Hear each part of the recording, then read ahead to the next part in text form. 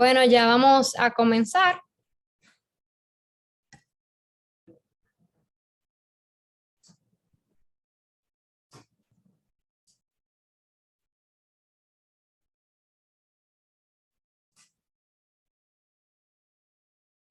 Bueno, muy buenas noches a todos y bienvenidos. Les habla Miranda Cabral, directora del Comité de Planificación y Proyectos del Grupo de Estudiantes de Derecho de la Universidad Iberoamericana, comité encargado de la organización de este evento.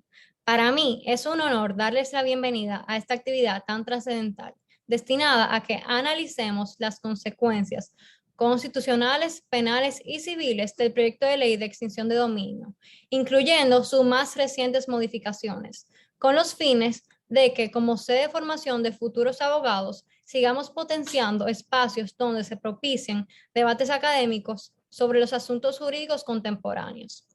Realizaremos dicho análisis mediante la participación de distinguidos panelistas, que como pueden ver son el doctor Eduardo Jorge Prats, el licenciado Francisco Álvarez Martínez y el licenciado Edgar Torres Reynoso, quien fungirá como nuestro moderador en el día de hoy. Y a continuación leeré sus respectivas semblanzas. Eduardo Jorge Prats, licenciado en Derecho de la Pontificia Universidad Católica Madre y Maestra, máster en Relaciones Internacionales con concentración en Derechos Humanos de New School for Social Research del año 1991, profesor de Derecho Constitucional y Derecho Administrativo de la Pucamaima, presidente del Instituto Dominicano de Derecho Constitucional, autor del Manual de Derecho Constitucional tomos 1 y 2, doctorado de la Universidad Externado de Colombia y columnista del periódico Hoy y socio fundador de la firma Jorge Prats Abogados y Consultores. Francisco Álvarez, licenciado en Derecho por la Universidad Iberoamericana de Santo Domingo y especialista en Derecho Penal, egresado de la Universidad Austral de Buenos Aires, con su práctica enfocada en el litigio estratégico en materia civil y penal, así como el derecho preventivo orientado en el derecho corporativo, laboral y administrativo. Y por último, Edgar Torres Reynoso. Es licenciado en Derecho egresado de la Pucamaima, recinto Santo Tomás de Aquino. Realizó un posgrado en Derecho de los Negocios Internacionales en la Universidad degli Studi di Torino, Turín, Italia, en 2005, y la maestría en Derecho de los Negocios Corporativos en la Pucamaima en el año 2010. Cuenta con estudios de capacitación continua en Derecho Financiero y Tributario, Derecho Constitucional, Derechos Humanos, Gobierno Electrónico, entre otras materias. Es autor del Diccionario Analítico de la Normativa Especial Dominicana y del Epítome Jurisprudencial de la Suprema Corte de Justicia, volumen 1 y volumen 2, así como diversos artículos de revistas jurídicas.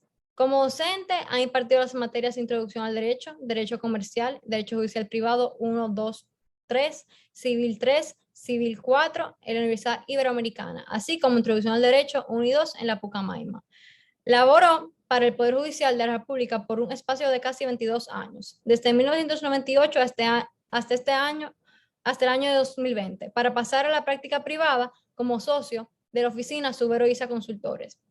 Entonces, para hablarles un poco sobre la dinámica de este panel, cada panelista tendrá una exposición libre de hasta 30 minutos sobre los puntos que considere prudente abordar en lo relativo al proyecto de ley de extinción de dominio. Y una vez concluidas todas las participaciones, procederemos a la sesión de preguntas y respuestas. Los demás participantes deben mantener sus micrófonos y cámaras apagadas en todo momento. Y sin nada más que agregar, le paso la palabra al licenciado Edgar Torres, quien rendirá unas palabras antes de dar inicio a este panel. Muy buenas noches a todos. En primer lugar, quiero agradecer al GRED por la organización de este panel, en la persona de su presidenta, Emilia Rodríguez, y en la persona de Miranda Cabral, quien conjuntamente con Leticia Calcaño han sido parte del equipo coordinador para los fines de realizar esta actividad. En segundo lugar, quiero agradecer a los profesores Francisco Álvarez Martínez y a mi eterno profesor Eduardo Jorge Prats por haber aceptado la cordial invitación que les cursó el GRED. Como Miranda ha dicho, este panel está titulado Análisis de las consecuencias constitucionales, penales y civiles del proyecto de ley de extinción de dominio. A los fines de adentrarnos un poco más en ese análisis, es preciso saber qué es la extinción de dominio, cuál es su procedimiento, ¿Qué busca? ¿Cuál es su objetivo? ¿Cuál es la jurisdicción competente para conocerla? ¿Cuál es la relación que tiene esta figura con el derecho de propiedad, el cual es fundamental de conformidad con el artículo 51 de la Constitución de la República? Asimismo, es preciso saber si el proyecto corresponde a una ley orgánica o a una ley ordinaria, así como otras interrogantes que se derivan del tema. En ese sentido, es preciso señalar que el proyecto fue aprobado por el Senado de la República, siendo tramitado a la Cámara de Diputados y ésta le realizó modificaciones, por lo que se debe de dar cumplimiento al artículo 99 de la Constitución de la República en cuanto a la aprobación de las modificaciones cuando se presenta en una de las cámaras legislativas. Como Miranda estableció, la modalidad del panel es que cada panelista va a tener aproximadamente algunos 30 minutos, pues, de exposición libre, y luego de agotadas las mismas tendremos un pequeño intercambio de preguntas y respuestas, la cual le pediré a los asistentes que la realicen a través del chat que está habilitado. A los estudiantes les digo lo siguiente: ustedes son los protagonistas de los actos académicos, sin importar la modalidad en que se celebre. Este es un evento realizado para y por el futuro de la profesión, que son los estudiantes. Sin sus interrogantes, sin sus dudas, es decir, sin el intercambio que solo se brinda en la academia, no podremos tener una mejor legislación ni una mejor profesión. Así que les exhorto a continuar el desarrollo de este tipo de eventos, que les aseguro que siempre contarán con nosotros. Sin más, es momento de cederle la palabra al profesor Francisco Álvarez Martínez. Profesor, el escenario es suyo. Adelante. Muchísimas gracias, Edgar, y obviamente a todos por la invitación. Para mí es un placer. Soy egresado de la universidad y también me encanta el panel porque cuando me acompañan personas que respeto tanto y que sé que van a hacer un trabajo mucho mejor del que yo pudiera hacer, me permite también utilizar el podio para hacer quejas procesales, pero no necesariamente desde el punto de vista técnico, sino también desde el punto de vista, yo diría que práctico y de derecho puro. Yo voy a comenzar utilizando una definición de lo que es la extinción del dominio, porque incluso mi inmersión en el tema surge a raíz de una discusión que tuve en una de las aulas, en una de las clases que yo impartía en ese momento, de que se me hacía difícil lograr que, hace 2 años más o menos, de que unos estudiantes entendieran el concepto. Hay que partir de lo que es, en teoría, el derecho de propiedad en sentido difuso, que es esa capacidad que nosotros como personas tenemos de ostentar derechos de disposición, de administración, de usufructo sobre bienes específicos, independientemente de la naturaleza. Partiendo de ese derecho que nosotros tenemos sobre un bien, parte de las formas en las cuales ese bien se puede separar de nosotros. Están las maneras convencionales, la venta, por ejemplo, las ejecuciones, cuando el mismo está dado en garantía o cualquier otra de las variables. Y nace entonces vamos a decir, la parte forzosa penal, que es cuando a raíz de un ilícito penal, eventualmente y luego después de un proceso traumático, pero lleno de derechos, el bien se decomisa y pasa entonces a las arcas públicas. Ese tracto judicial ordinario por el cual uno puede perder la titularidad de un derecho es consecuencia de una carrera de imputación a largo plazo, con toda la garantía del proceso que actualmente nosotros tenemos como sociedad y que son grandes conquistas, que al final de todo eso, con una sentencia irrevocable, no queda duda de 2 cosas: de que tú eres culpable, número 1, y número 2, de que fuiste juzgado en un ambiente de derechos que de una forma u otra permea esa culpabilidad ya decretada por un funcionario, a esos fines un juez o un tribunal. Cuando uno tiene ese panorama muy genérico de lo que es el derecho de propiedad y de cómo tú pierdes la propiedad en ocasión de un ilícito, por más complicado que sea el tema, nosotros fuimos expuestos a ese proceso, en este caso penal, que de una forma u otra permitió que si yo tenía forma de defenderme lo hiciera, y además obligaba a la contraparte, el Ministerio Público, no solamente a argumentar de manera elocuente y yo diría que hasta bonita, sino que a probar de manera indudable que lo que ellos decían era así. Cuando nace la figura de la extinción de dominio, no nace con la morfología actual que estamos viendo aquí, que estamos viendo en Colombia, que estamos viendo en otros países de la región, ni tampoco de la ley tipo que se ha empujado, yo diría de manera furtiva, en países como nosotros. No. La extinción de dominio nace como una solución a esos eventos pormenorizados y excepcionales, donde la jurisdicción penal ordinaria no puede cumplir su rol y se recurre entonces a herramientas adicionales, como por ejemplo, y le pongo un caso concreto, ante la cesión de persecución de un ilícito en ocasión de un evento de extradición y una persona que fue juzgada en un país foráneo y que además de eso regresa a nuestro país, a esa persona el día de hoy se le tienen que entregar todos sus bienes porque la República Dominicana cuando decidió permitir que fuera extraditado, cedió también la capacidad de perseguirlo judicialmente hablando. En casos como ese, o por casos como ese, es que nace la ley de extinción de dominio, no como está en el Congreso aquí, sino como se crea, porque lo que decía el legislador en ese momento era, bueno, pero yo tengo una persona que fue juzgada en otra jurisdicción por un tema X y que yo por un tema procesal no puedo aquí hacer oponible esa sentencia de manera orgánica y en consecuencia sus bienes pudieran ser, no siempre, que retornen a manos de una persona que ya incluso quizás se declaró culpable en otro lugar de que consiguió todo su patrimonio de manera ilícita. Con una fórmula como esa, la ley de extinción de dominio hace muchísimo sentido, porque tú tienes una persona que fue juzgada, aunque no haya sido aquí, por un tribunal extranjero con sus garantías, y además un proceso penal que culminó con una condena, ya sea porque la persona se adhirió a algún tipo de acuerdo, que pasa mucho, por ejemplo, en los Estados Unidos, o porque cumplió su tracto procesal. O sea, la culpabilidad de la persona en ese escenario no está en duda.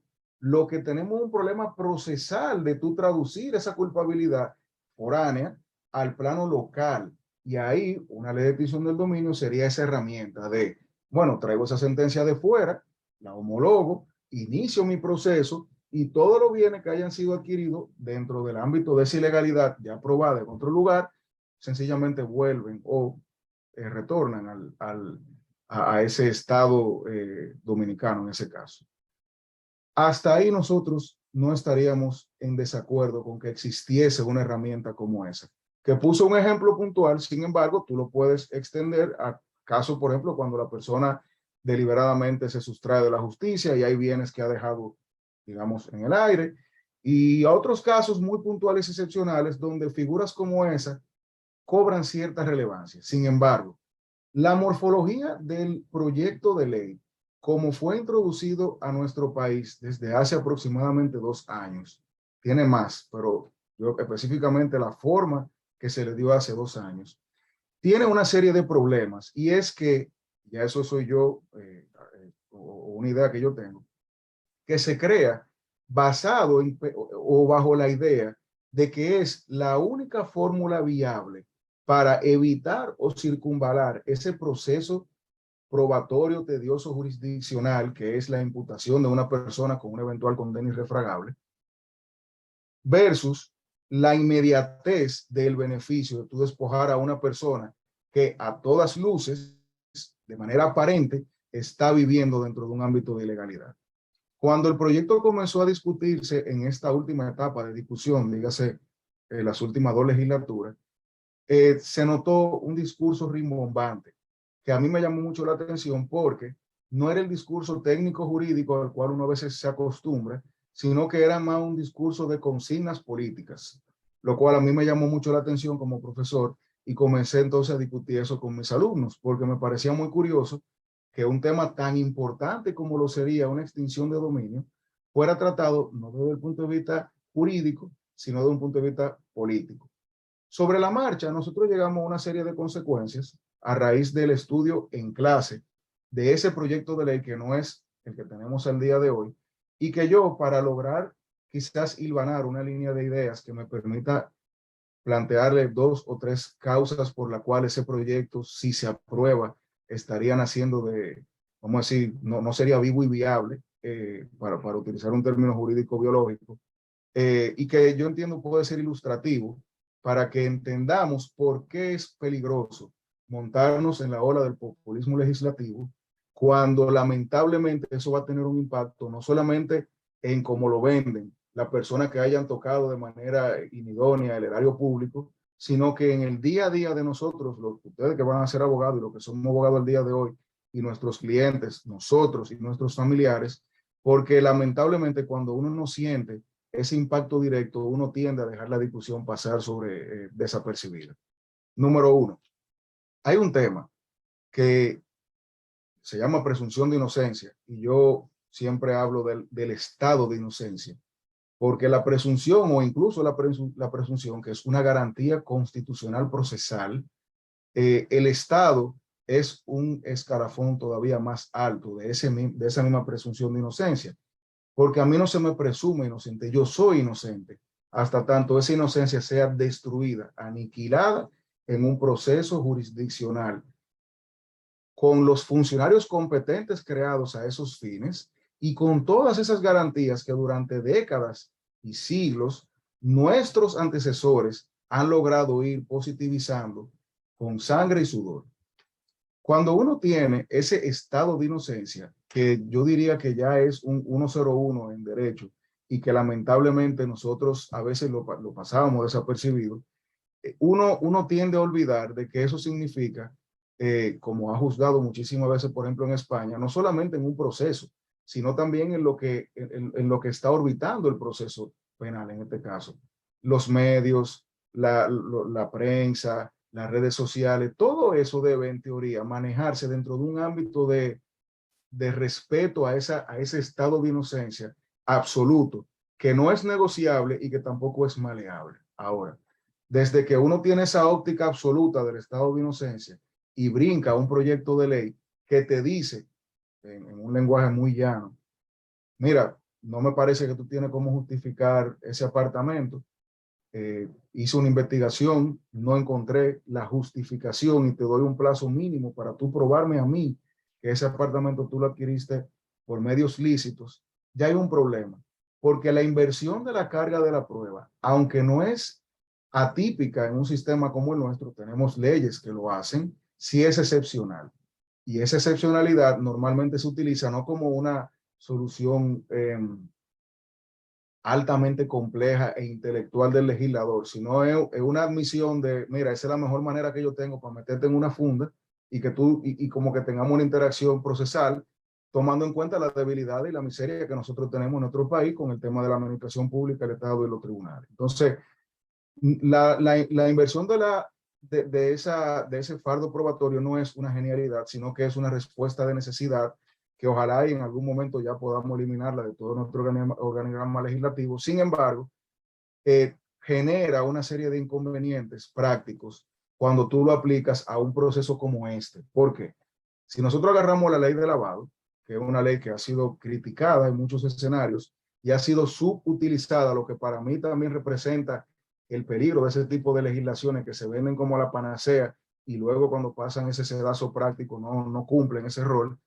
Cuando tú pasas esa inversión de la carga de la prueba, desconociendo el derecho de propiedad y el estado de inocencia, a un proceso creado de una forma muy sui generis, porque literalmente son casi con alquimia, se crea de la nada un proceso, pudiendo montarse en otro proceso que ya existe, se crea de la nada, tenemos el primer choque con ese derecho inalienable de propiedad y el derecho o esa garantía del estado de inocencia, cuando se vende o se produce ese texto legislativo diciendo que eres tú afectado, entre comillas, posible imputado, si estuviéramos hablando de materia penal, que debes desmontarme a mí, Ministerio Público, la posibilidad de yo imputarte a ti un proceso de extinción de dominio.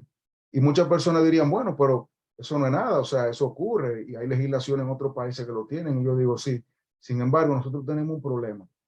Y es que esa etapa investigativa inicial ocurre a espaldas de la persona. O sea, la persona no es puesta en conocimiento hasta que ya es, entre comillas, muy tarde, de esas pesquisas que se han estado realizando sobre la marcha, y los plazos son ínfimos comparados con el mal que se va a generar a raíz de una extinción de dominio, lo que también se traduce en un tema de seguridad jurídica, porque nos carga a nosotros, los ciudadanos, de una labor proactiva en contra de un leviatán, en el sentido filosófico de la palabra, que ya tiene no solamente todas las herramientas del mundo para investigarme, sino que ya tiene meses trabajando en ello.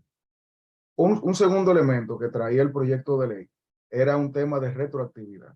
Nosotros pudiéramos decir, para superar esa discusión inicial, bueno, pero ya la ley se aprobó de esa forma, ya será un tema de control constitucional. Yo pudiera entenderlo perfectamente. Sin embargo, cuando la ley trató de forzar el elemento retroactivo, generó una serie de inconvenientes prácticos que yo no lo voy a desarrollar muchísimo porque estoy seguro que van a ser desarrollados por el profesor Eduardo Jorge. Sin embargo, es increíble que en pleno año 2022 nosotros estemos discutiendo si es posible aprobar una ley que sea retroactiva para mal. O sea, el hecho de que nosotros a esta altura tengamos que estar dando explicaciones, tengamos que estar quizá gerenciando la opinión pública, porque el hecho de que tú te opongas automáticamente te hace un target, te hace un target, es increíble porque volvemos a lo que yo decía al inicio, la dialéctica no ha sido orientada desde el punto de vista técnico-jurídico, sino político-social. El hecho de que nosotros tengamos que luego discutir lo que es retrospectividad, que es para mí una retroactividad diluida, al final es lo mismo, lo único que es un poco más potable, también me parece un poco complicado por el simple hecho de que no solamente la ley en sí ya es traumática, sino que queremos hacerla traumática para atrás, cuando la Constitución es demasiado clara, solamente para el porvenir.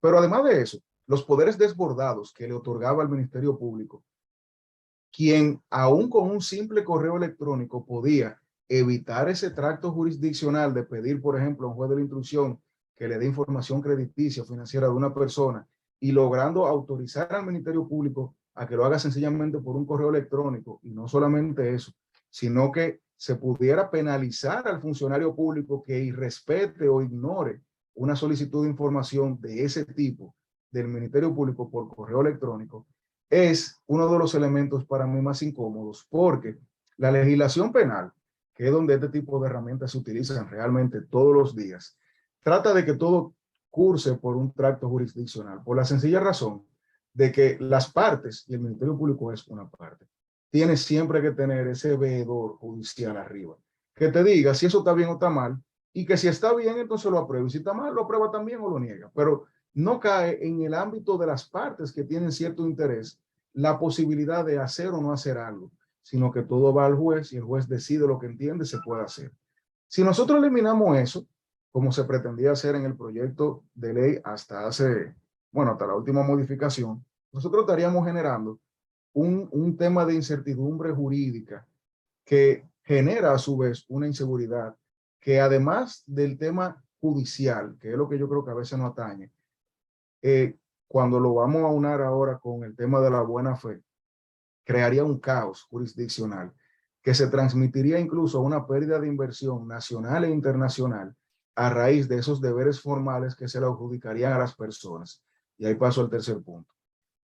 Una de las grandes metas, yo pienso, de todo proyecto de ley debe ser siempre preservar ese camino recorrido. O sea, yo no puedo llegar a crear la luna sin entender que hay una Tierra, que hay un Sol y que hay planetas que generan una gravedad que obviamente influye de manera directa e indirecta. Cuando tú quieres inyectar a un sistema complejo como ese, donde todo se soporta y todo se relaciona, una disposición o una legislación que no necesariamente tiene algo que ver, lamentablemente tú estás creando una distorsión en el sistema. ¿A dónde voy con esto? La ley, o el proyecto de ley, tiene un amplio glosario de términos que pretende redefinir. En lugar de decir existe la rueda, la ley quiere decir existe la rueda y la rueda es redonda, tiene una circunferencia de tanto y a veces tal cosa. Entonces, lo que son ya, vamos a decir, criterios sólidos como la rueda o la buena fe, a la ley tratar de redefinirlas, se ingresa a ese mismo cuerpo legislativo un elemento subjetivo que es altamente peligroso, y voy a explicar por qué. Cuando nosotros tenemos el criterio de la buena fe, desde las aulas, es muy fácil entender lo que es la buena fe. La buena fe, esa, y lo voy a decir en el lenguaje más llano posible, esa labor mínima de conciencia y moral que a una persona tú le puedes cargar para luego tasar su comportamiento de cara a un evento procesal o jurídicamente relevante. Si yo voy a comprar un vehículo y la persona me dice, yo no tengo los papeles, yo no tengo la llave, pero yo te la consigo. Técnicamente hablando, yo tengo indicios para yo decir, hay algo raro con este vehículo, quizá no debo comprar. Ahora, cuando yo voy a comprar un inmueble y yo le hago la debida diligencia, que es verificar si tiene carga y gravámenes, que esté a nombre de quien dice que me lo está vendiendo y ver un título, digamos que yo puedo comprar ese bien allá que el destripador, y si no hay ningún tipo de problema en esa depuración, esa debida diligencia que yo como persona física puedo hacer, ya más de ahí yo no puedo hacer. Todo lo otro son variables de casuísticas que sí se pudiera deducir una mala fe o no. Sin embargo, la buena fe es eso. Cuando el proyecto de ley comienza a evolucionar, se inventan una nomenclatura que generaba un texto ambiguo, donde te hablaba que se respetaba la buena fe y todo estaba muy bien, sin embargo, la supeditaba a un deber. Ya a esa persona, a ese individuo, que no es un banco, que no es una institución pública, que no tiene quizá ni siquiera el engranaje para hacer una investigación más que Google y jurisdicción inmobiliaria, tú le estás cargando a esa persona una serie de prerrogativas que yo diría que incluso pudiera considerarse de manera injusta, porque tú estás tasando ese comportamiento posteriormente en base a lo que él en ese momento debía saber.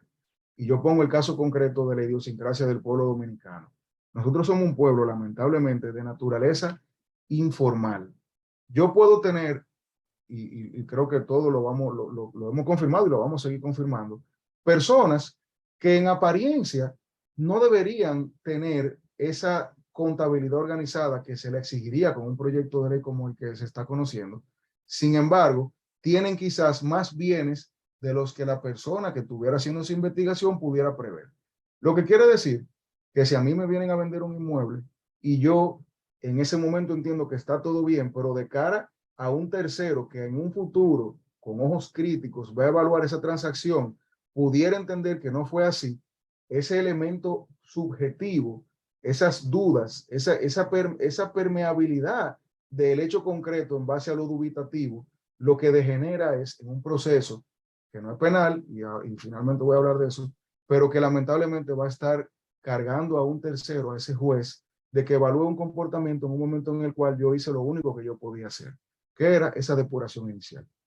Y finalmente, esa discusión de si es un proceso en contra de la cosa o de la persona, es algo que a mí siempre me ha traído cierta episodios esquizofrénicos casi, porque es difícil yo lograr entender cómo a mí me pueden decir que no es un proceso penal cuando los ilícitos que lo activan tienen un refilón penal y cuando al final, no obstante tú salgas una persona inocente, te quitaron tus bienes porque tú le diste o fueron producto de un uso ilícito.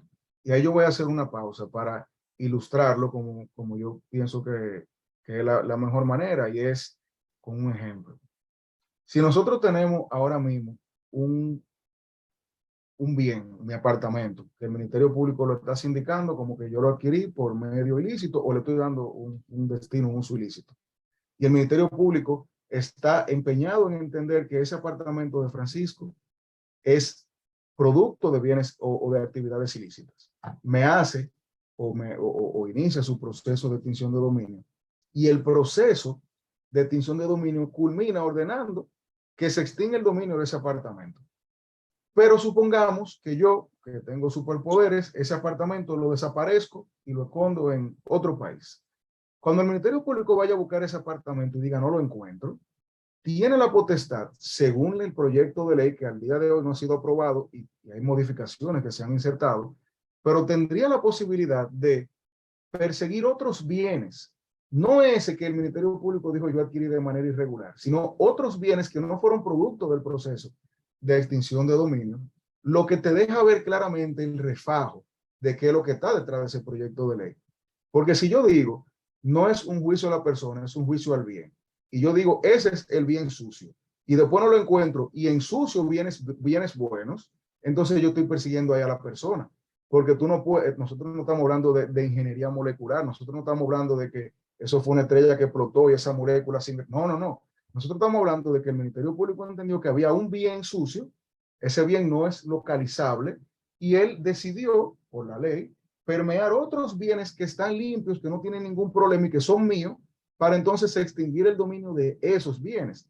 Partiendo de ese ejemplo ilustrativo, yo pienso que se cae esa argumentación de que el bien, perdón, que es un juicio del bien y no la persona, porque al final de todo, cuando el efecto es en contra de bienes lícitos de tu persona, que no tienen nada que ver con ese bien que ellos dicen nunca debió ser adquirido porque fue un bien sucio, entre comillas, lamentablemente ahí se cae también ese argumento y se generan esas tres líneas de discusión que de una forma u otra inhabilitarían la posibilidad de que el proyecto de ley pueda sobrevivir. Y finalmente, para darle ya la oportunidad al profesor Eduardo Jorge, yo pienso que nosotros debemos tomar como ejemplo, y lo digo como profesor, pero también como alumno, porque en estos meses de discusión yo he tenido la dicha de expresar lo que yo he pensado, pero también de leer ponencias, artículos e intervenciones de muchísimos colegas que respeto muchísimo, como el profesor Eduardo Jorge, que me han permitido ver algo, y es que la inconformidad que nosotros como profesionales podemos sentir desde el punto de vista técnico tiende a ser un indicio importante de cuando algo no va bien. Si nosotros tomamos un asiento del pasajero y nos quedamos al lado sencillamente viendo la carretera pasar, corremos el riesgo de que ocurra algo como pasó, me parece a mí, con la ley de partidos, que yo no me interesé porque no era una materia que me llamara mucho la atención. Yo siempre detecté cosas de lo que aprendía, casi por ósmosis, de lo que leía, como que me parecía que eran inoperantes, y luego el tiempo demostró, cuando las sentencias comenzaron a ser anunciadas, de que lamentablemente la ley había sufrido grandes golpes. Entonces, los jóvenes, los estudiantes, que son, como decía Edgar, el futuro no solamente de la profesión, sino del país, tienen que ejercitar ese ojo crítico hasta con lo que están de acuerdo. Porque a veces, aunque tú estés de acuerdo con algo en sentido general, hay elementos que pueden ser mejorados. Con esta ley de extinción de dominio, yo, Francisco, hablo de mi opinión, de mi experiencia, sufrí muchísimos ataques al inicio cuando yo desde la ignorancia la criticaba, porque aparentemente se creó un discurso de que el que estaba en contra sencillamente era porque estaba haciendo cosas malas. Y yo decía, pues yo no estoy haciendo nada malo, yo soy un profesor, estoy trabajando, me pueden voltear y no van a encontrar nada raro. Sin embargo, el discurso punzante no era un discurso técnico, sino que era un discurso populista.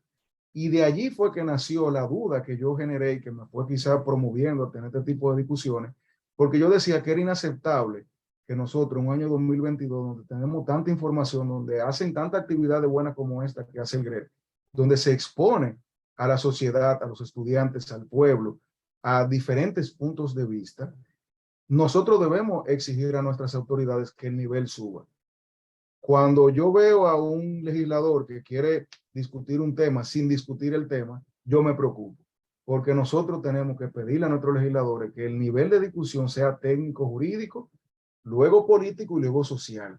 Porque si lo hacemos al revés, corremos el riesgo de que luego de un episodio convulso tan fuerte como el que acabamos de vivir con este proyecto de ley, que lamentablemente al final se le ingresaron grandes modificaciones que no son para mí todas las que se tenían que hacer, pero debo aplaudir que se hayan hecho, y que yo, en lugar de discutir o como comentarlas todas, sencillamente voy a modificar una que a mí me pareció muy curiosa, porque se ve que las personas que están asesorando a los diputados están realmente haciendo o tratando de hacer un trabajo de ingresar a ese tracto legislativo herramientas que nosotros luego en los tribunales podamos utilizar para preservar derechos.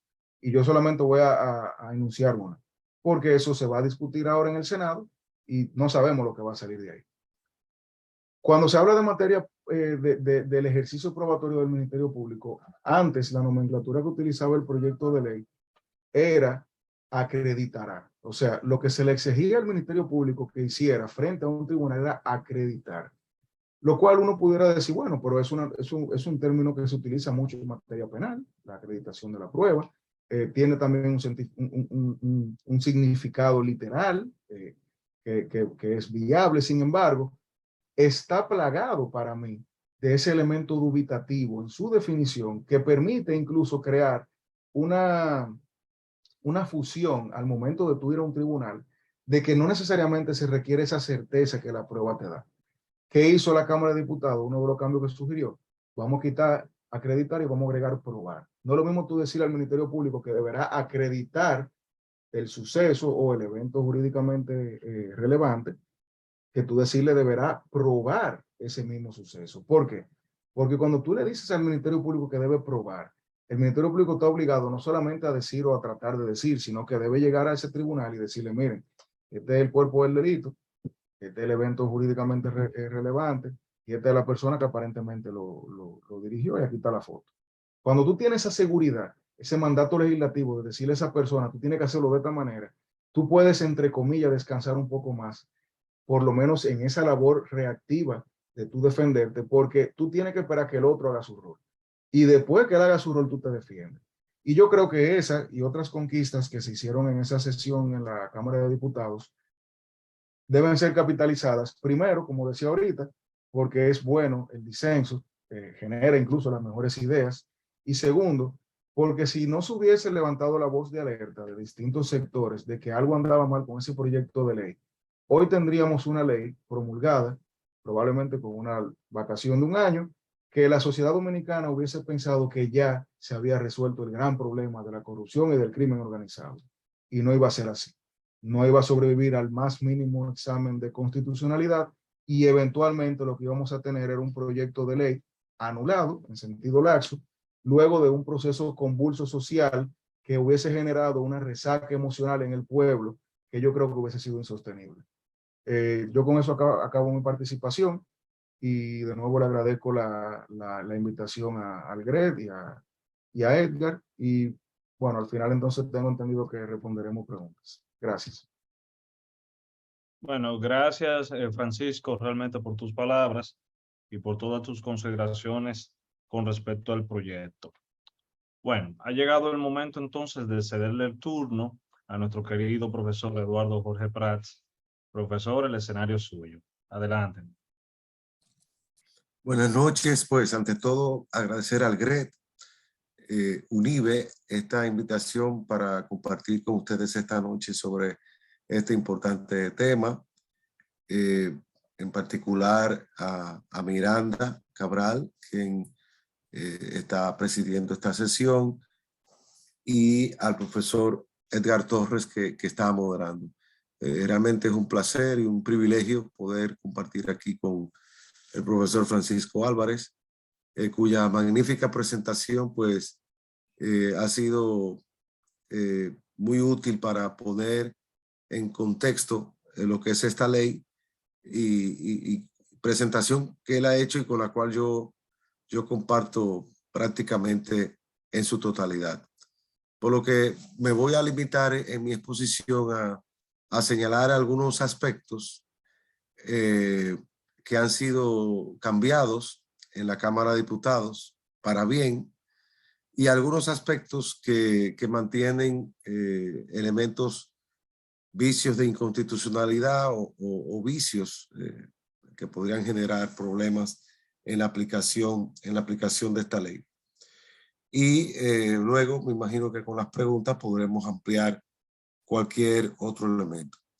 Esto, digamos que es abuelo de pájaro, con lo que ha salido de la Cámara y que ahora va a ser conocido por los senadores, y que entiendo que en principio parecería que sería aprobado conforme lo establecen los diputados, pero como bien decía Francisco, pues no es seguro.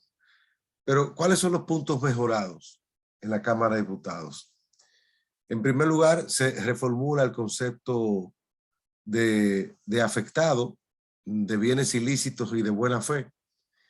Se quita la expresión de que el afectado es un aparente propietario, y se define, digamos, se establece una presunción de buena fe, porque en la versión original prácticamente lo que había era una presunción de mala fe, y el tercero no era un tercero de buena fe, era un tercero de mala fe. Era el mundo al revés. En segundo lugar, la eliminación de los requisitos para demostrar la buena fe. O sea, el legislador había introducido unos elementos que marcaban lo que era la buena fe. Ahora se deja esa apreciación como un concepto jurídico indeterminado, como lo es, por ejemplo, buen padre de familia, para que eso se pueda jurisprudencialmente establecer la buena fe, pero que una buena fe que se presumiría. En principio se ha eliminado la retroactividad. En segundo lugar, se estableció una prescripción de la acción. Ya esto, creo que ya en el mismo Senado se había producido esto. Se incluye una figura del juez de control y garantías para el conocimiento de las autorizaciones judiciales, el control de las actuaciones en las medidas cautelares y durante la etapa de investigación o determinación de los bienes ilícitos. Algo así parecido como a la etapa preliminar del proceso penal. Se incluye una sanción de 2 a 4 años de prisión menor y multa de 50 salarios mínimos del sector público para la denuncia de mala fe y o con intención dolosa, porque ese es uno de los elementos que preocupaba más, que esta ley pudiese ser mal utilizada por venganza, etcétera. Entonces aquí se ha establecido eso. Por otro lado, se incluye una audiencia y un proceso contradictorio que incluye al afectado para el conocimiento de la solicitud de medidas cautelares que realice el Ministerio Público. Y por último, se modifica la carga probatoria, porque ahora el Ministerio Público deberá probar las causales de procedencia previstas en esta ley y se deberá probar la ausencia de buena fe del afectado. Esto, y ahí coincido con Francisco plenamente, es una clara evidencia de que la reacción que tuvo la comunidad de juristas fue positiva, porque las observaciones que los juristas aportaron en los debates, en la prensa, en la academia, en los diferentes foros, pues de algún modo fue acogida por los diputados. Aquí, una nota al margen.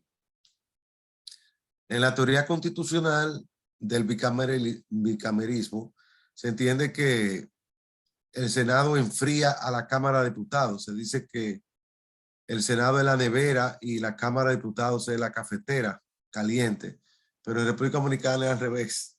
El Senado es caliente y la Cámara de Diputados es más reflexivo, lo cual haría que Madison, Jefferson tuviesen que replantear sus argumentos originales de por qué la existencia de 2 cámaras es buena. Esto es una evidencia más de que es bueno tener 2 cámaras, porque cuando se tiene una sola cámara, pues no hay esta posibilidad de que haya una separación de poderes al interior del poder legislativo. En ese sentido, yo creo que debemos sentirnos todos, la opinión pública, los juristas que han aportado desde sus diferentes perspectivas, pues satisfechos con la labor desplegada. En mi caso, nosotros hemos venido desde agosto del año pasado enviando reportes al Congreso respecto a este proyecto, pero lo cierto que no es sino hasta hace un mes y pico que realmente se produjo un debate que ha conducido a lo que tenemos ahora. Ahora hay puntos que podrían presentar vicios. Está el tema de la ley orgánica. Se supone que es una ley que regula un derecho en sus atributos fundamentales, en su definición de la titularidad, y que por lo tanto cae bajo el 112 de la Constitución como una de las materias orgánicas. Lógicamente habrá que ver posteriormente cuáles han sido los quórums, etcétera. Esos datos nosotros no los manejamos, pero ese es un punto fundamental que viciaría de forma la ley. Se mantiene el no requerimiento de que haya una sentencia penal definitiva. Digamos que aquí ese es ahora mismo el elemento fundamental, porque se inicia un proceso de extinción del derecho de propiedad sobre unos bienes que se consideran de origen ilícito, pero esa ilicitud no ha sido probada en un juicio definitivo y mediante una sentencia irrevocable, firme e irrevocable. Entonces eso pone en juego presunción de inocencia, principios de judicialidad, de los actos gravosos, etc. Se mantiene la irrecurribilidad de las sentencias medidas cautelares o que emanen del juez de control y garantía. Y para mí uno de los elementos más peligrosos, se mantiene un amplio catálogo de ilícitos. Porque esta ley donde se ha establecido es fundamentalmente para atacar la criminalidad organizada y transnacional, el narcotráfico, la corrupción, un conjunto limitado de infracciones que a nuestro modo de ver debería incluir básicamente el narcotráfico, los delitos contra la administración pública, la criminalidad organizada, lavado de activos, financiamiento de terrorismo, tráfico y trata de personas y defraudación tributaria y tráfico de armas, para citar las infracciones penales más graves, para utilizar un procedimiento como este, que no es como el decomiso, en donde se extingue la propiedad al final de un proceso penal. Fíjense que ahora mismo en Inglaterra acaba de cumplir prisión el que llaman el Pablo Escobar inglés. Y ahora, después de haber cumplido prisión, van a observar qué va a hacer él, porque nunca se le pudo detectar dónde estaban sus bienes, para proceder entonces a hacer cualquier medida. Entonces, en otros ordenamientos, esta figura de extinción de dominio no existe. El caso español, el caso italiano. Y hay un elemento fundamental, y lo sacó a relucir Julio Curi en un artículo que publicó hace algunos días, y es la extinción de dominio conforme a nuestro ordenamiento constitucional. El 51.5 señala que los culpables de cometer narcotráfico o delitos de corrupción pública se le aplicará el decomiso. Y luego en el 51.6 se refieren a la extinción de dominio. Entonces habría que ver, primero, la extinción de dominio constitucionalmente está configurada solo para los delitos del 51.5 o para cualquier tipo de infracción. En segundo lugar, ¿cómo se compagina la existencia del proceso de extinción de dominio con la figura del decomiso para esas dos infracciones que son precisamente en las que debe aplicarse la extinción de dominio? Esos son puntos sobre los cuales no podríamos tener respuesta. Habría que ver cuál fue la intención del constituyente, hay que ver qué se estableció en los trabajos preparatorios. Yo les recomiendo que ustedes lean ese trabajo de Julio Curi, que es muy, muy interesante. De manera que en lo que se refiere a los aspectos constitucionales, habrá que esperar tener ya la versión de la ley finalmente aprobada, porque para esta presentación apenas hemos trabajado con lo que fueron las modificaciones puntuales, pero hay que ver finalmente, esa ley pasa por la comisión de estilo, cuál es la redacción final, cómo la recibe el Senado, que digamos, y cómo finalmente vaya a quedar esta figura. Pero esos son, digamos, los elementos más importantes.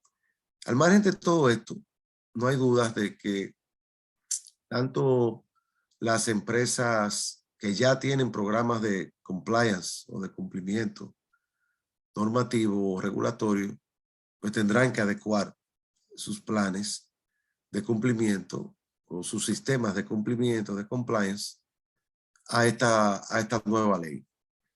que no es una ley penal, es una ley que se dice que es una ley civil, a pesar de ese carácter punitivo.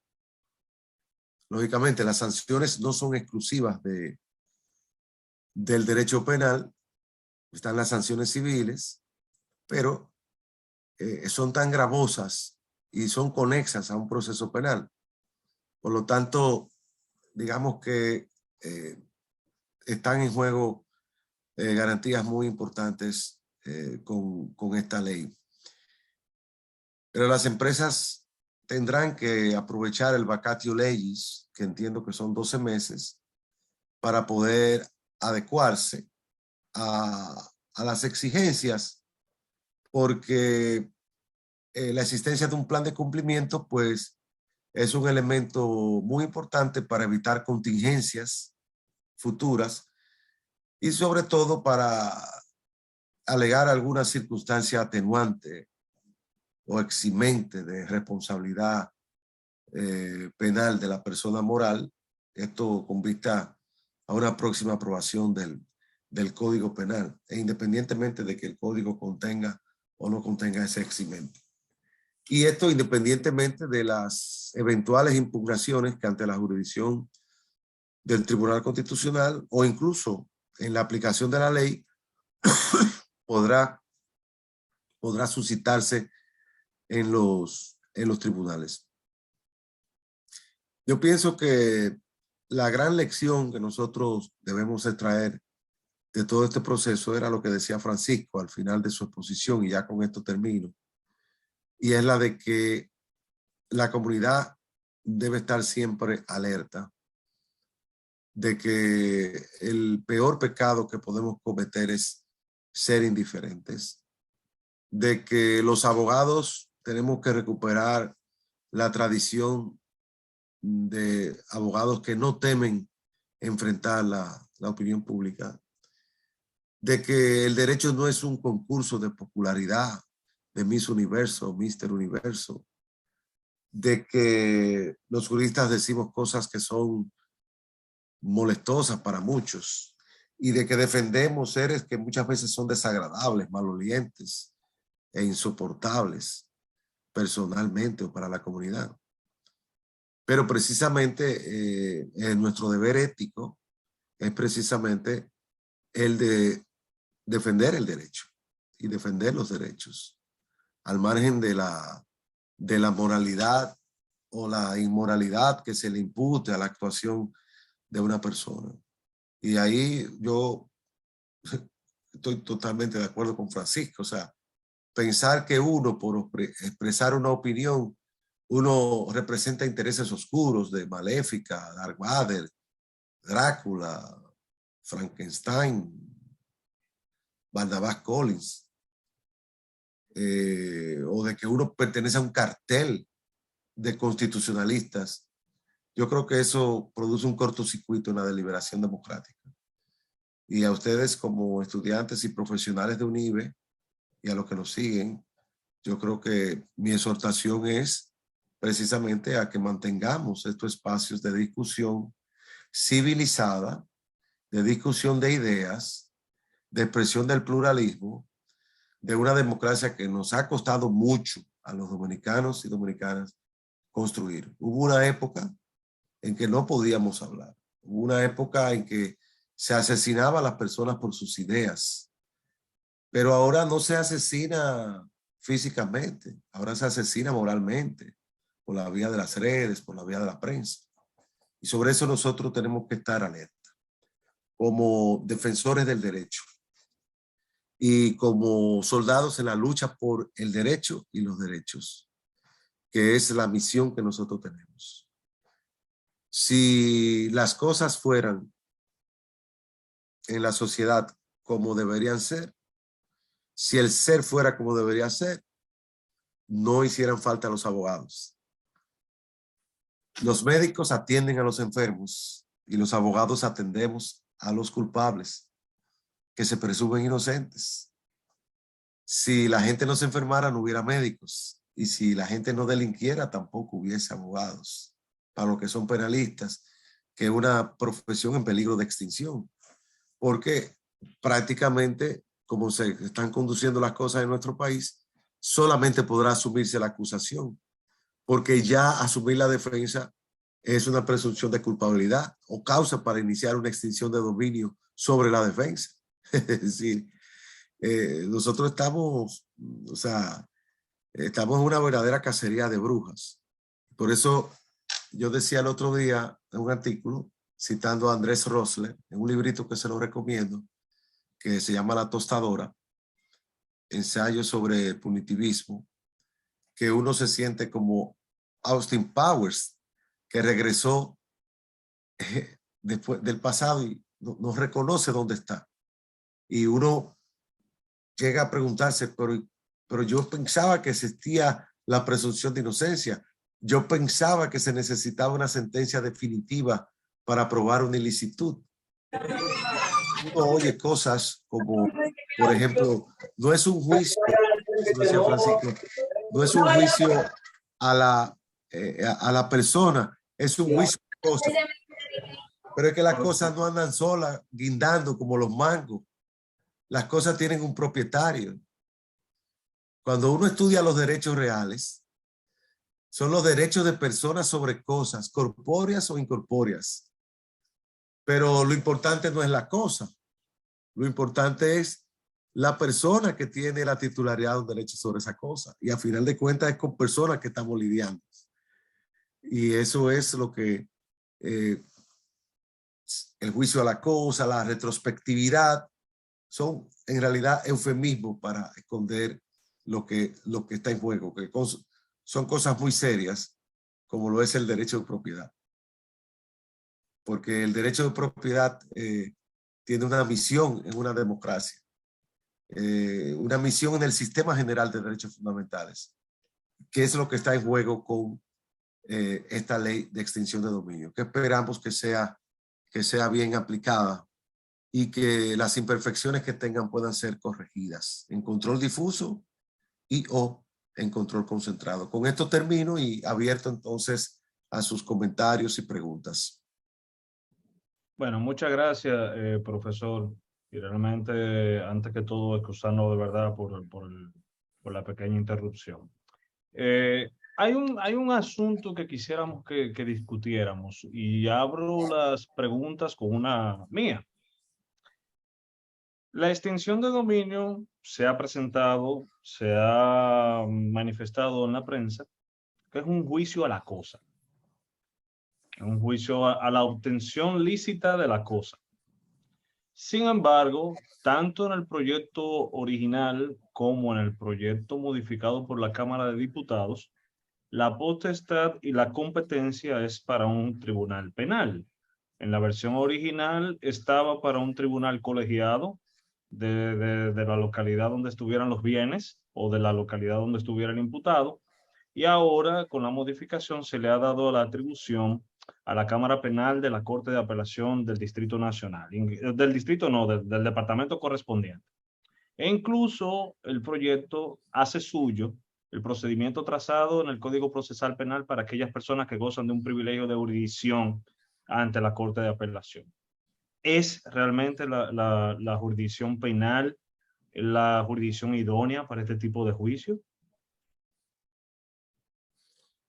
Bueno, el hecho de que se le confiera potestad o competencia a la jurisdicción penal es una prueba más de este carácter punitivo, semipunitivo de la ley.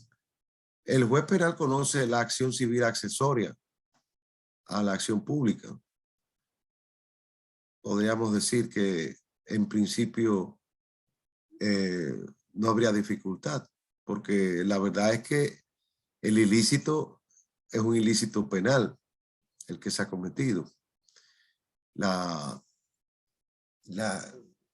existencia de esa ilicitud debería apreciarse desde la óptica penal, porque hay que probar un origen ilícito, un ilícito que oscurece la adquisición, ¿no? no es solamente que hubo un defecto en la adquisición o en la traslación de la propiedad, que sería lo que el juez de tierra o el juez civil verán. O sea, no sé lo que piensa Francisco, pero en principio me parecería que sea el juez penal podría ser hasta una propia garantía.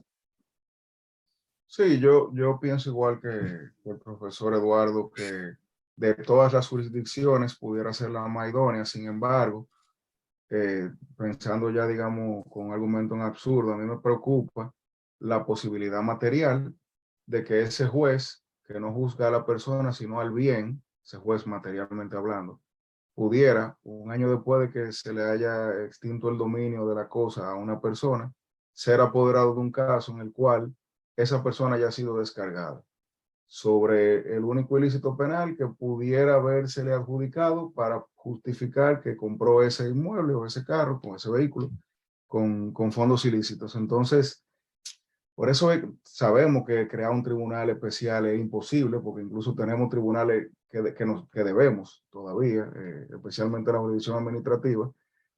Sin embargo, es la posibilidad mínima de que eso suceda. A mí siempre me causa como mucho dolor de cabeza. O sea, un juez que pueda decir hoy te extingo el dominio porque presumo que tú eres culpable, entre comillas, yo sé que no es así que lo dice, y que luego ese mismo juez pueda estar apoderado, aunque debería inhibirse quizás, aunque quizás no, porque no juzgó a la persona, sino a la cosa, donde lo descargue. Entonces, como que esas son de las cosas que pudiera darse en la corte de tres patines si dejamos esa pelota correr.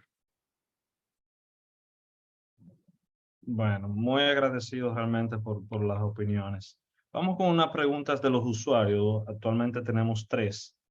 La primera, si los bienes ilícitos pueden ser confiscados con la legislación existente, ¿cuáles beneficios tendrían la aprobación de la ley de extinción de dominio? Obviando el espinoso tema de que no se requiere que el imputado sea declarado culpable penalmente, lo cual por sí solo no es un beneficio per se. Esta es una primera pregunta. No sé cuál de ustedes quiere iniciar la. Yo pienso que es que precisamente la extinción de dominio tiene dos elementos fundamentales. Es un proceso para la identificación de los bienes en juego, de los bienes ilícitos. Y segundo, permite extinguir inmediatamente la propiedad sin que haya una sentencia definitiva sobre el fondo. Eso es. Por eso no se usa el decomiso o la confiscación especial. Esa es la realidad. Y por eso Francisco decía algo muy importante. La extinción de dominios debe ser un régimen excepcional para un tipo de infracciones de tal lesividad y en donde la existencia de la propiedad pone en juego otros valores. Es decir, porque precisamente en el narcotráfico y en la corrupción, los bienes per se son un instrumento que permiten la perpetuación de los esquemas delictivos. Es decir, digamos, esos son el tipo de crímenes en donde hay que atacar al delincuente en la parte que más duele. Ahora, generalizar para 30 ilícitos, como se ha hecho, donde incluso hasta la estafa agravada que involucra a dos privados, yo no sé, ¿en qué tiene eso que meterse la extinción de dominio? O sea, volver esto lo normal para mí es cuestionar la vigencia del derecho de propiedad en nuestro país. Entonces, ese para mí es la utilidad. Por eso que se ha establecido e incluso endurecido en su versión original, porque la presunción de buena fe existía en el Código Modelo. Fue en el Senado donde se transformó en una presunción de mala fe y en la Cámara de Diputados se retorna al espíritu original del Código Modelo. Aquí hemos sido más papistas que el Papa. Es como haber cogido al principio la manera más lesiva de limitar los derechos y solo cuando la opinión pública reaccionó, entonces regresar a la normalidad con lo que debió hacer. Pero aún así debe ser un régimen excepcional. Aún así, ese catálogo de ilícitos es una lista muy larga, a mi modo de ver. Sí, y yo solamente agregaría que yo me sentiría cómodo que existiese ese carácter excepcional basado en tres cosas. Primero, que no sea, que no sea posible el decomiso. Segundo, en materia de extradición. Y tercero, en materia de sustracción material del proceso. Porque como dice el profesor Eduardo, ese menú que se metió en ese proyecto de ley, ahí está el enriquecimiento ilícito, y enriquecimiento ilícito es cualquier cosa. O sea, eso es un criterio tan maleable que nada más con ese ya yo puedo hacer lo que yo quiera hacer en el momento que sea necesario que se haga. Entonces, es increíble que se haya abierto tanto el espectro de aplicación de ese proceso, que se haya desvirtuado esa característica excepcional, que sabemos qué pasa cuando eso ocurre. El ejemplo yo creo que emblemático es la prisión preventiva. Es excepcional, pero veamos en la práctica cómo se usa. Entonces, traslademos eso a algo tan lesivo o casi tan igualmente lesivo como el derecho de propiedad, plagado de elementos subjetivos que se pueda también utilizar de manera abusiva. Es un tema complicado, pero la respuesta yo me adhiero a la que da el profesor Eduardo. De acuerdo, vamos con otras que los participantes se han ido animando. ¿Hay posibilidad de hacer oponible esta ley únicamente a personas que sean acusadas previamente por corrupción administrativa o narcotráfico sin violentar la Constitución? Es decir, limitar el tipo de sujetos que puedan ser susceptibles de ser procesados por esta ley. La tesis que nosotros hemos sostenido es que esta figura debería utilizarse para, en primer lugar, infracciones penales, porque en el proyecto original se incluían infracciones que no eran de carácter penal, incluso infracciones administrativas. En segundo lugar, las infracciones de carácter económico. Tercero, infracciones de carácter penal, económico y involucrando la criminalidad organizada o transnacional. Y cuarto, las más graves. Ahí caben perfectamente la corrupción y el narcotráfico. Podrían haber otras como financiamiento de terrorismo, lavado de activos, etcétera, pero debe ser una lista corta, pero no una lista de 30 ilícitos como la que se han establecido. Incluso infracciones donde no se tutela un bien jurídico público o estatal, son delitos de carácter privado o que involucran a privados. Ahí yo creo que en ese carácter limitativo de la ley que se afinca la naturaleza excepcional de este tipo de instrumentos. Es nuestra opinión. ¿Qué podría decir el Tribunal Constitucional sobre eso? Bueno, para eso tiene todo un arsenal, que es fundamentalmente el principio de razonabilidad. Es decir, el tribunal podría evaluar si este instrumento que implica tal injerencia en los derechos fundamentales debe ser un instrumento ordinario. Y ahí puede, en caso de que retenga un vicio de inconstitucionalidad, dictar una inconstitucionalidad diferida con una sentencia exhortativa, porque no puede pasar a escribir tipos penales. Tendría que exhortar al Congreso. Aunque hay tribunales que han escrito los tipos penales, como la Corte Constitucional Colombiana, pero eso viola el principio de legalidad, porque los delitos, en este caso, este tipo de ilícito debería establecerse por ley, aunque típicamente no estamos en la consagración de una infracción, porque es de la enumeración de los ilícitos que dan lugar a que se aplique este instrumento.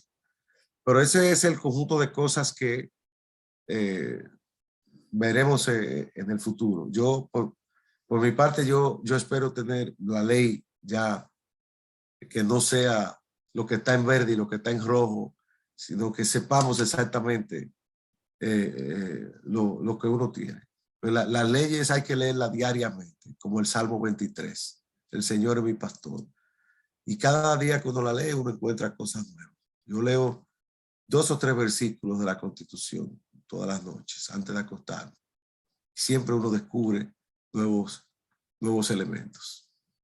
Y me imagino que con la extinción de dominio deberemos leerla, pero con la Biblia al lado también, porque hay que armarse de paciencia y de que Dios, el Espíritu Santo nos ilumine y nos dé la paciencia de Job para poder seguir aguantando tantas cosas que se producen en nuestro país. Pero bueno, hasta en las mejores familias pasan estas cosas.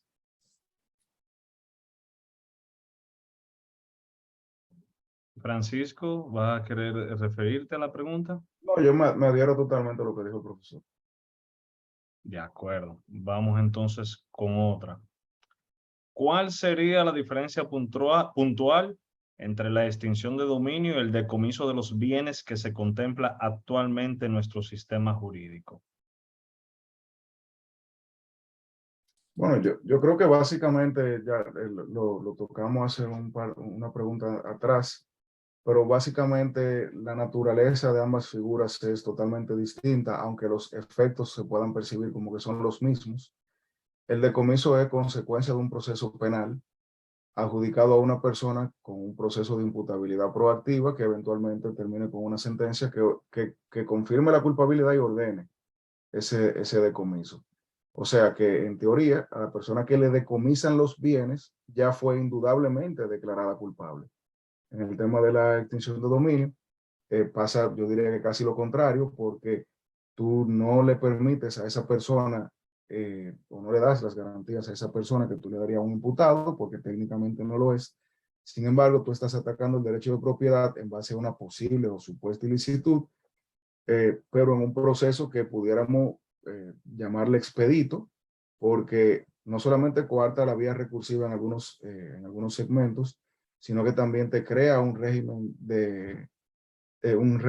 de recursos especial, aunque sea en ordinario, en tribunales creado de esa manera, lo que quiere decir al final que con la extinción de dominio se están violentando serias garantías que con el decomiso no.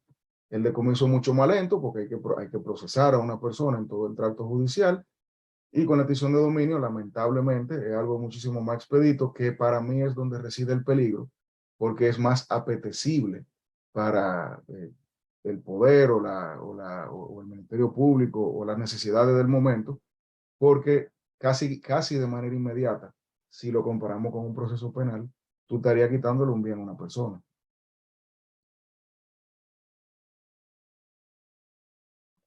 Profesor Jorge Prats, ¿usted quiere referirse o se adhiere? Adhiero totalmente a lo que señala Francisco. De acuerdo. Entonces, me informa Miranda que ella quiere hacer una pregunta. Miranda, adelante. Entonces, habiéndose operado el procedimiento de extinción de dominio, ¿pudiera encontrarse comprometida la responsabilidad patrimonial del Estado en el supuesto de que el afectado sea absuelto de la imputación del ilícito penal que en principio dio lugar a la ejecución del procedimiento de la extinción de dominio?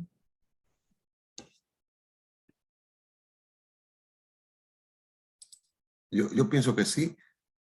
Y ahí recientemente la Suprema Corte de Justicia dictó una sentencia importante sobre un caso de una persona que había sido privada de su libertad en prisión preventiva. No he leído la sentencia en extenso, no la he analizado, pero digamos que ya hay una jurisprudencia incipiente de responsabilidad del Estado, y en este caso aquí se podría, es un caso claro de un daño antijurídico que se ha causado. La responsabilidad del Estado puede ser objetiva, aún no tiene que comprobarse una falta, pero en este caso es claro el perjuicio que se ha ocasionado. Uno de los elementos también es ver el régimen de consecuencias y de responsabilidad a los funcionarios en la aplicación de esta ley. Eso habría que ver si se configura algún tipo de infracción en la aplicación de esta ley. Pero sí, claro, se debe retener responsabilidad. De hecho, ese es un contrapeso para que no hayan demandas temerarias en esta materia. Eso es fundamental. Miranda, Dios te libre de mal de verte ahí con una extinción de dominio. trata de ir de pronto a Inglaterra, renova tu visa o cómprate una yolita y vete por Miches. Porque la verdad es que esperar una demanda en responsabilidad es tortuoso. Hay que pasar por todos los grados, por todas las instancias, y luego hay que ejecutar esa decisión. Y eso no es un proceso fácil. Es por lo menos un balance, pero la verdad es que deberíamos tomar todas las previsiones para que la ley fuera lo más garantista y no esperar que esto pueda resarcir el daño ocasionado. No solamente el daño material, porque hay un daño moral que el proceso per se lleva acarrea. Entonces, ahí entra en juego la reparación integral. O sea, no es que solamente, bueno, hay que restituirte, no. Es también que hay que indemnizarte por los daños que esto te ha ocasionado, por la vulneración de tus derechos. Por eso, ahora, la gente se va a dar cuenta por qué el derecho de propiedad es un derecho fundamental. Porque yo oía a muchos juristas en una indigestión jurídica de doctrina española, leyendo a Ferrajoli. Saben que Ferrajoli señala que los derechos patrimoniales no son fundamentales y donde la Constitución no consagra que son fundamentales. Pero la propiedad es el derecho más importante. Después de la vida, después de estar vivo, la propiedad es el derecho más importante, porque eso es lo que te permite la titularidad sobre tu vivienda, sobre los bienes de consumo, sobre todo lo básico de tu subsistencia. La gente cree que esta ley no le va a tocar, ¿no? Eso toca a la clase media, toca a todos de una u otra forma. Hay que verse reflejado. Los derechos hay que pensarlos en primera persona, no en tercera. El profesor Francisco. Yo estoy de acuerdo con todo lo que dice el profesor Eduardo. Yo solamente agrego que lo que él mismo decía, o sea, causa cierta irritación tener que discutir cosas que ya han sido discutidas por décadas y que gracias a Dios ya las tenemos sólidas, solidificadas en un organigrama legislativo. Y es tan frustrante que yo en la última participación que tuve en una de las sesiones con algunos de los legisladores, yo lo que le dije fue, mira, ya yo estoy loco que aprueben la ley, que me extingan el dominio de algo, para yo ir a un tribunal y ya será de manera empírica demostrar por qué esa ley no funciona, porque cuando el argumento ya no es técnico jurídico, sino político, ya no vale la pena ni discutir, porque eso es como cuando uno se ponía a hablar de pelota o hablar de religión, o sea, cada uno tiene su punto de vista, pero todo es etéreo, lo que no ocurre con el derecho. Entonces, venía a discutir en República Dominicana si el derecho de propiedad es un derecho fundamental en pleno 2022, cuando tenemos décadas definiéndolo así en las aulas, todo por una coyuntura política, es incómodo. Y por eso es que en las aulas este tipo de actividades son muy importantes, porque los estudiantes, que son esponjas, pueden captar ese tipo de distorsiones en el derecho y después viajan a hacer una maestría y se encuentran con algo que no es y creen que fue que le enseñaron mal y no. O sea que yo igualmente me adhiero y la verdad que es un tema muy preocupante y frustrante tener que estar discutiendo esas cosas que ya son sólidas, que ya son claras, que no deberían estar ni siquiera removiéndose tanto, todo por artilugios y subterfugios que se generan en base a una línea política, no a una línea, vamos a decir, realmente legislativa. Bueno, anuncio que por razones de tiempo se nos van a quedar unas cuantas preguntas. Me quedan pendientes 1, 2, 3, 4 y 5 preguntas. Vamos a ver si podemos contestar algunas. Posición final sobre la posibilidad de persecución de bienes adquiridos ilícitamente en el pasado. El Estado va a legitimar y reconocer derechos de propiedad que están basados en falsedad e irregularidad.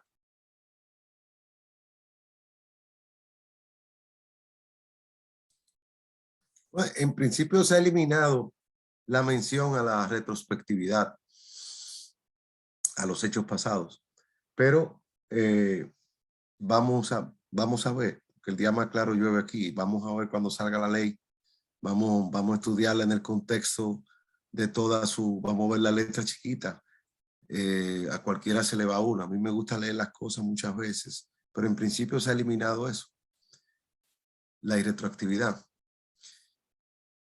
En principio.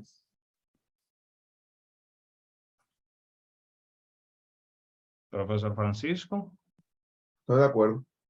Ok. Entonces, como el carácter retroactivo ya fue respondido, esta pregunta carece de objeto y en consecuencia no será realizada. Vamos con otra. ¿No afectaría la eliminación del efecto retroactivo de la ley en aquellos casos de corrupción cometidos o tipos penales de esa naturaleza cometidos previo a la entrada en vigor de la misma? Va en la misma línea de la retroactividad. Sí, yo quisiera ahí decir la pregunta que es ilustrativa de incluso cuál ha sido el discurso. O sea, de ahí uno mismo detecta cómo en el ADN y en ese imaginario popular se comienzan a incrustar esas ideas. El problema es que si hay una persona que cometió algún acto impúdico en la administración pública, la vía jurisdiccional está abierta para que sea juzgado y condenado. Tú querer aplicarle una ley de este tipo, excepcionalísima, de manera retroactiva, es casi como esa queja que nosotros tenemos con el tema de la prisión preventiva, que siempre es bueno recordarlo, porque esto puede ser una prisión preventiva, digamos, una bomba atómica que pudiera explotar y que después en 5 o 10 años estemos quejándonos.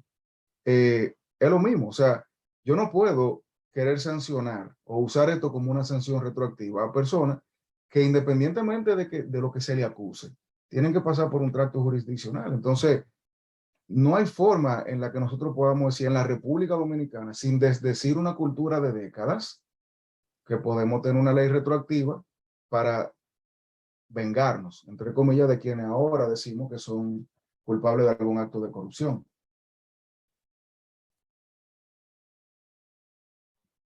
Profesor Eduardo. Totalmente de acuerdo con lo que señala Francisco. De acuerdo. Voy a hacer las dos últimas preguntas, entonces, una a continuación de la otra, porque las veo alineadas. La primera dice, ¿creen que este proyecto de ley responde a necesidades nacionales? La segunda, ¿es necesario a nivel jurídico la necesidad express de extinción de dominios o de los bienes por actos ilícitos y con temas tan ambiguos?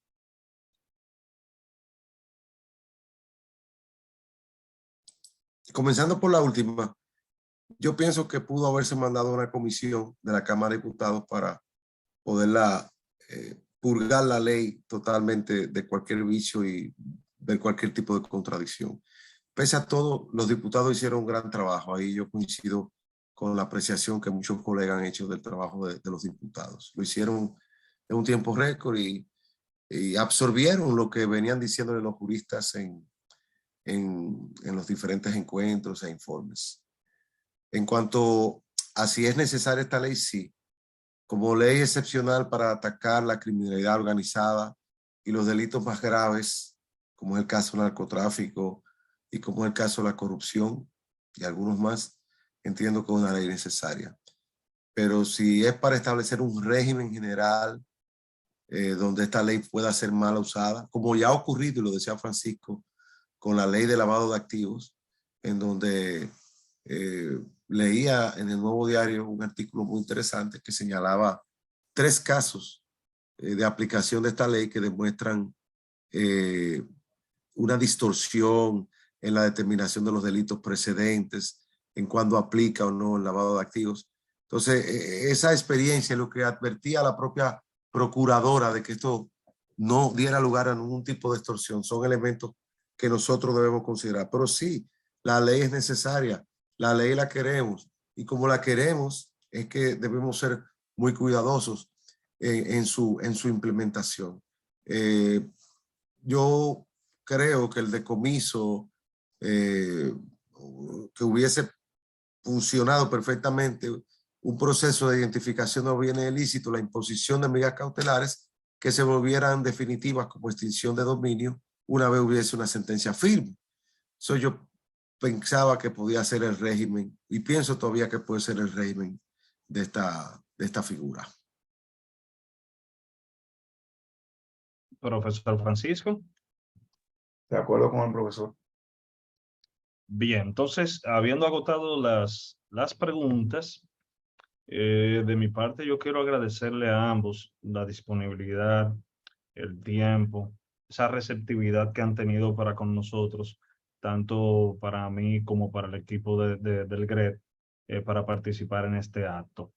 Eternamente agradecido de ambos. Yo le voy a ceder la palabra ahora a la distinguida Emilia Rodríguez, que es la presidenta del GRED UNIBE, para las palabras de cierre. Buenas noches, como ya el profesor Edgar mencionó, mi nombre es Emilia Rodríguez y soy la actual presidenta de la Junta Directiva del GRED. Quisiera comenzar primeramente agradeciendo, entiendo que no están aquí en el día de hoy, pero a la escuela por permitirnos hacer este tipo de actividades que pueden enriquecer tanto a los estudiantes de Derecho como a aquellas personas que desean entender más a profundidad de estos temas que se encuentran actualmente en la palestra, pero que para muchos son de compleja comprensión. Entonces, asimismo, a todos ustedes, compañeros y futuros colegas, por su asistencia a este panel, ya que sin su presencia e interés, como han mencionado anteriormente, en temas como el que se abordó hoy, nada de esto sería efectivamente posible. También agradecer a nuestros expositores, el doctor Eduardo Jorge Prats y al licenciado Francisco Álvarez Martínez, por esta este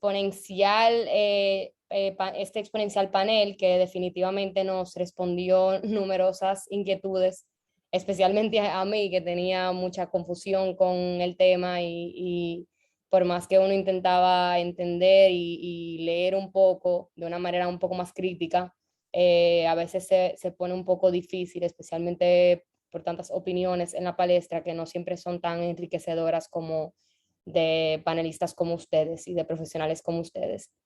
Y a nuestro moderador, el licenciado Edgar Torres, por ser moderador y a la vez por ser propulsor número 1 de este tipo de actividades. De verdad que de parte del GRED le agradecemos bastante su participación activa, especialmente durante este año de gestión, por su disposición, presencia y exposición a todos ustedes en cuanto a los temas abarcados en este panel, siendo las consecuencias constitucionales, penales y civiles del proyecto de ley de extinción de dominio un tema de extrema relevancia y consternación, como muchos indicaron, para muchos de nosotros. Quisiera concluir motivando a continuar participando en estas actividades y a mantenerse, como han mencionado nuestros panelistas y nuestro moderador, con las noticias jurídicas y recordarles la importancia de mantenerse atentos a estos posibles cambios, los cuales de una forma u otra pueden repercutir en nuestro futuro como abogados, pero también como ciudadanos, y permitiendo que estos paneles, permitiendo estos paneles que tengamos un mejor conocimiento de los mismos, enseñándonos a ser más críticos y entendiendo aquellos acontecimientos y decisiones que giran en torno a nuestra sociedad y sus efectos en nuestro futuro ejercicio del derecho. Muchas gracias nuevamente de parte de la Junta Directiva, de parte de la escuela, que hoy no pudieron asistir a la actividad, y de verdad que fue un panel sumamente enriquecedor para todos nosotros.